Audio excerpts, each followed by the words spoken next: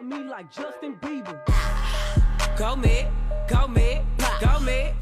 10K just to have some white Lego blocks fall out of your mouth? What gives? You know, at first I saw this and I was like, oh my gosh, another case of the basement braces or veneers by Vanessa. She's back, she's redoing her veneer tech stuff. There's a problem here. Until I realized it's not that big of a deal. Because you see, first off, these are not veneers. She actually got crown preps. We can tell because if you look at it, there's like a big chunk of things that have came out.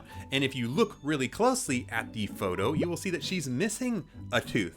And so this is more like a bridge or what we call a cantilever pontic, where one is a crown and then the fake tooth is off to the side to kind of fill that gap for her. So if you guys don't know, when you get these initial crown preps done, we have to do what's called a temporary. And a temporary is just a really quick kind of cheap mock-up that we do just to have something to fit in there with some temporary cement until we get the real one back from the lab, or we glaze the porcelain and all that type of stuff, and then you put it in, and then that's your final restoration with the really hardcore cement that stays for a really long time. Now, one of the negative things about these temporaries is that, well, they can fall out, and because it's a temporary cement, we don't want a permanent cement on there, and then we got to take it all off and drill it all off and do all this problem, and then the crown's not going to fit and all this type of stuff. So yes, this does happen sometimes, but when she gets her permanent version of this, it's probably going to fit just fine, and it'll hold a lot better. And if this is her permanent, then it's probably a one-time problem. They're going to get it back, they're going to cause some more retention, and then they're going to pop it in there with some better glue. But I think the real thing to talk about is the fact that she's missing a tooth, and what she's doing is just hiding it by putting in a little bridge there, a little fake tooth that just sits on top of the gum tissue. But the problem is if you ever heard of the term, you don't use it, you lose it. If there's no tooth in the bone,